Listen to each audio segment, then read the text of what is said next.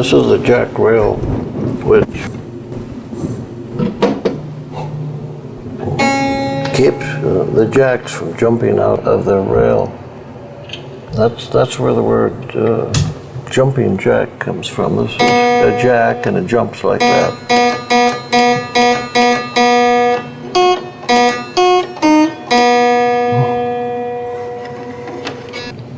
This is the tiny piece of crow feather that is wedged into the tongue.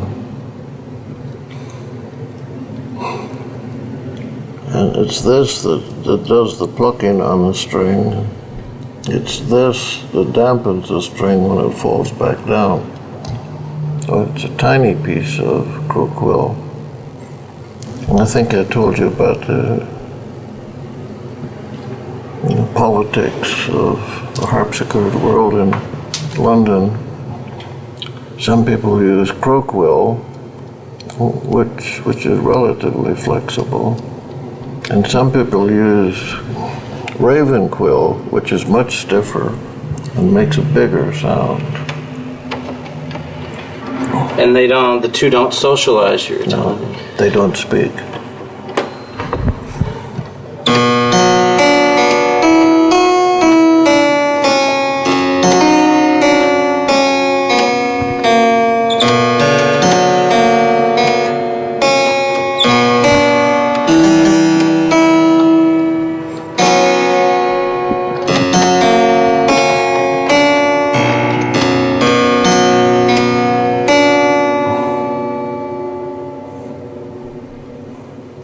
Wow.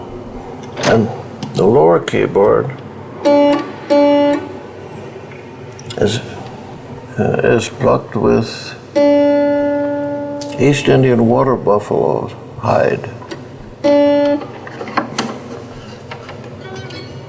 So on the upper keyboard here, where a quill stuck out, a piece of very soft leather protrudes and does the plucking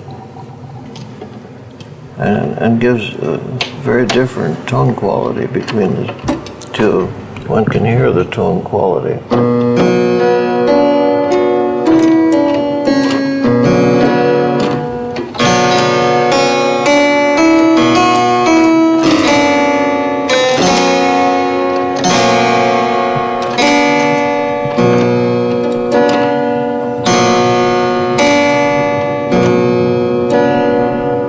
One can get delicious alternations of tone quality like that. It's curious leather. It's more like chamois. It doesn't have a leathery surface. Well, whoever heard of East Indian water buffalo hide? When I first began all of this,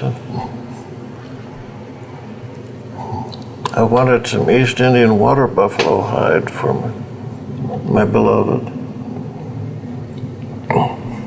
I got a little bit, maybe 6 square inches of East Indian water buffalo hide, and the only source in all of Europe was the fact that the King's lifeguards wear buff skin trousers, soft, creamy color. I don't know why, but that's the only time, place, circumstance anybody ever heard of East Indian water buffalo.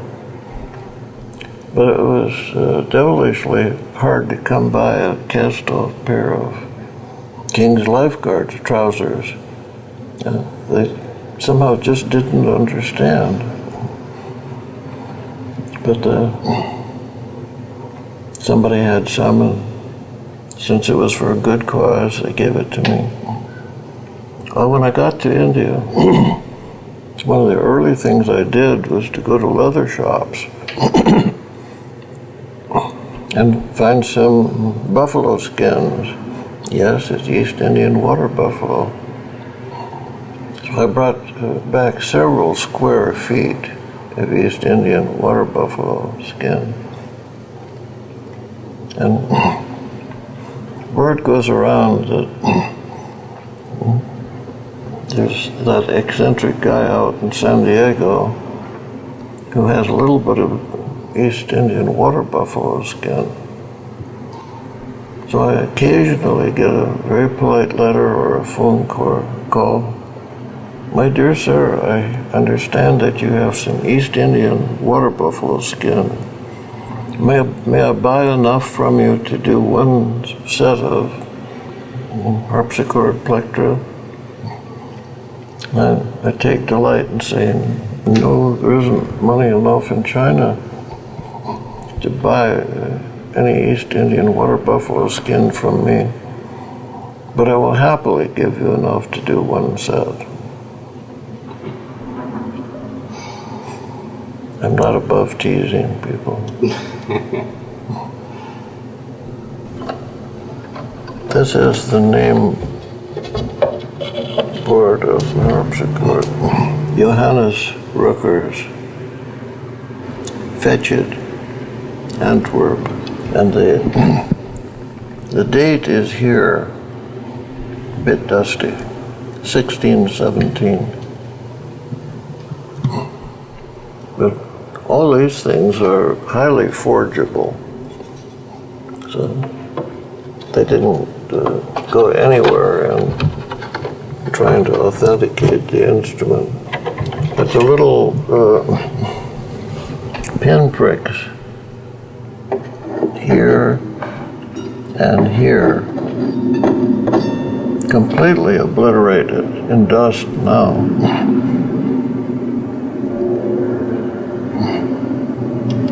Were enough to convince the Englishman that this was an authentic instrument. The mix-up was largely the rows. There were three Ruckers, father and two sons. Each had his own rose as signature, so to speak. And the rose didn't correspond with the date. This is Johannes Ruckers, the elder of the two sons. And that was putting harpsichord sleuths ill at ease because that rose didn't belong to this date.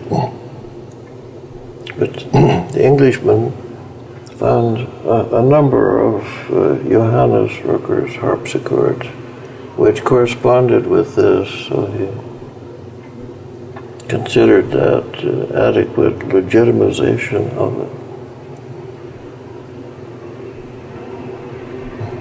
Has this instrument been appraised?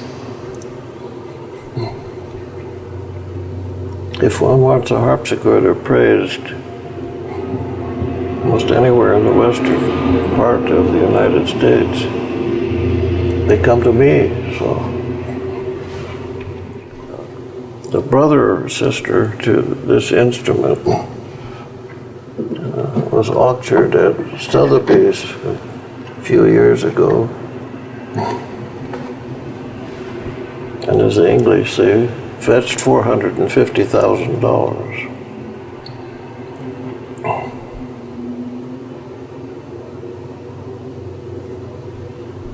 It's a treasure.